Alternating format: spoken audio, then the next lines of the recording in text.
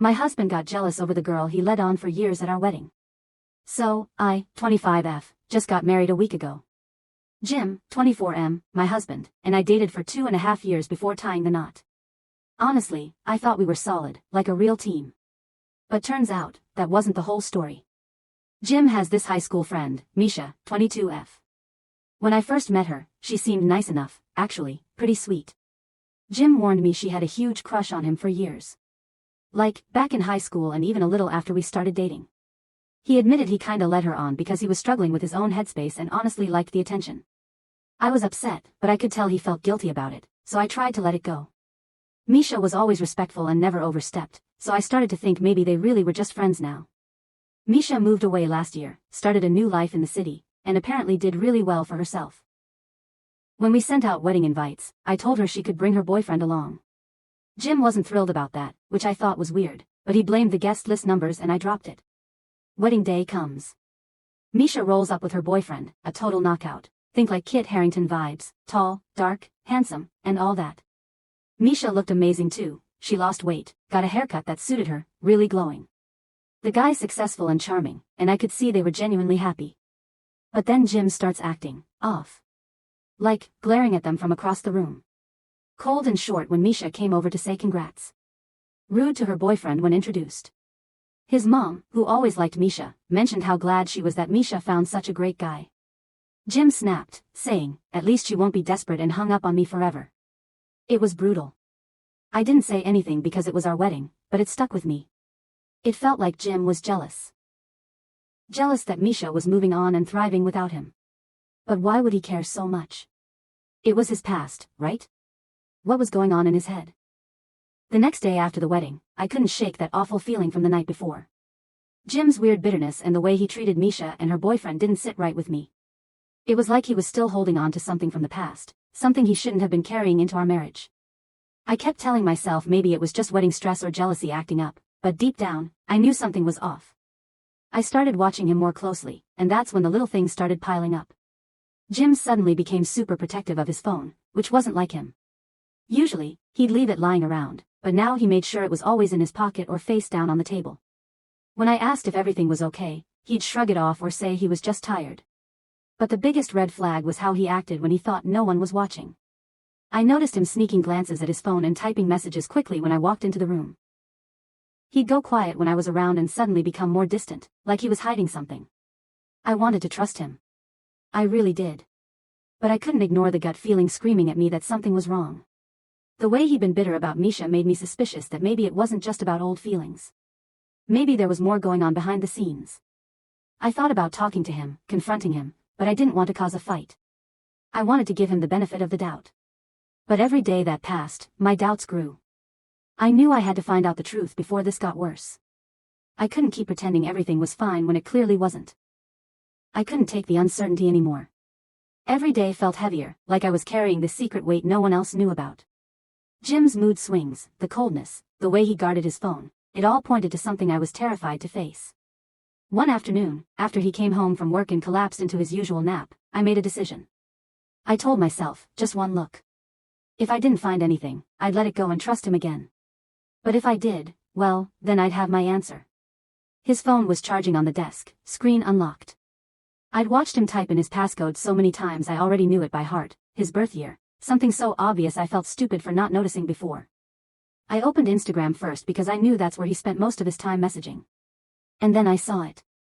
The app was locked with a passcode too, but genius-level mistake, he'd used the same passcode as his phone. How he thought that was secure, I'll never understand.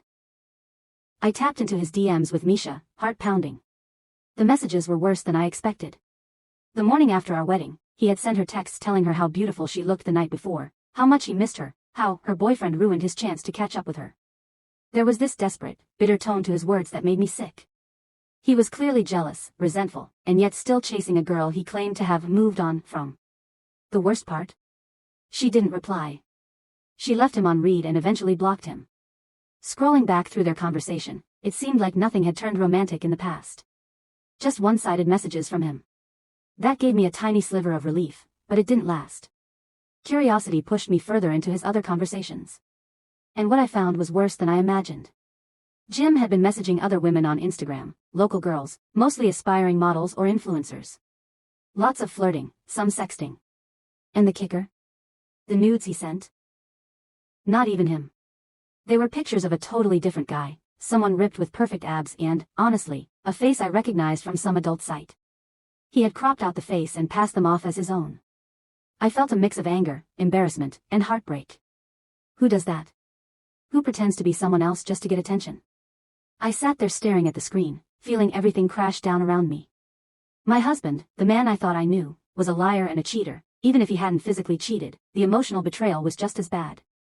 I didn't know what to do next, but one thing was clear: this marriage was done.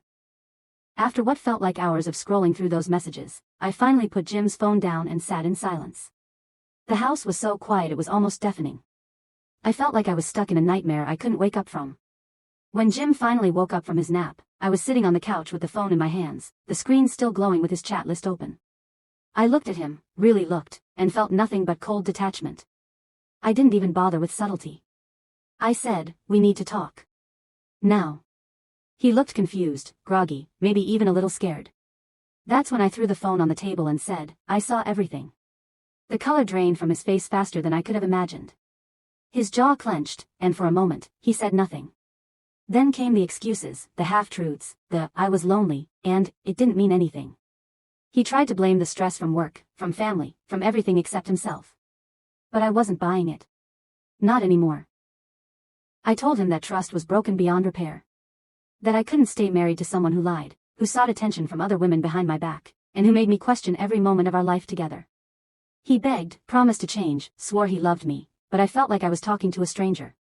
Someone who only cared about himself and what he could get. That night, I slept on the couch.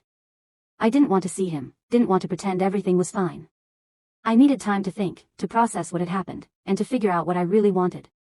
Over the next few days, Jim tried to make up for it, flowers, apologies, promises.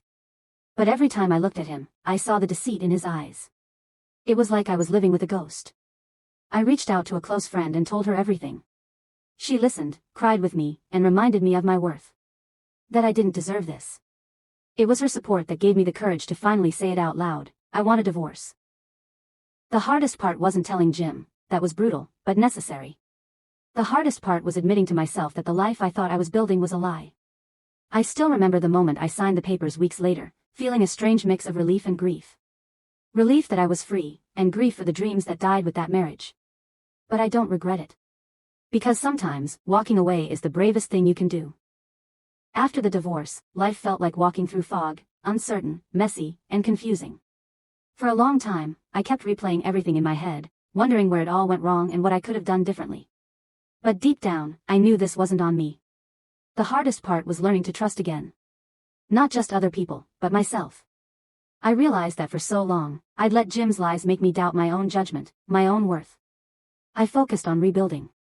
Little things at first, going out with friends, picking up old hobbies, even therapy. It helped to have someone unbiased listen without judgment. I started setting boundaries and learning to say no without guilt. That was new for me.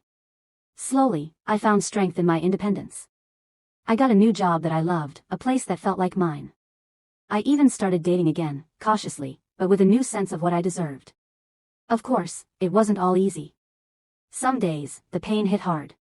The betrayal, the loss of what I thought was forever. It left scars. But I stopped letting those scars define me. One day, I ran into Jim at a local coffee shop. He looked tired, older in a way I hadn't expected. We exchanged a few words, nothing deep, just polite, but I felt nothing but peace. No anger, no sadness. Just acceptance. I realized that sometimes people are just chapters in your life, not the whole story. And it's okay to close those chapters and start new ones. Today, I'm stronger, wiser, and more certain of who I am. I know that no one else gets to define my worth or my happiness. If I could say one thing to anyone going through something like this, it's this: don't be afraid to walk away from what's broken. Healing starts the moment you decide you deserve better. Because you do.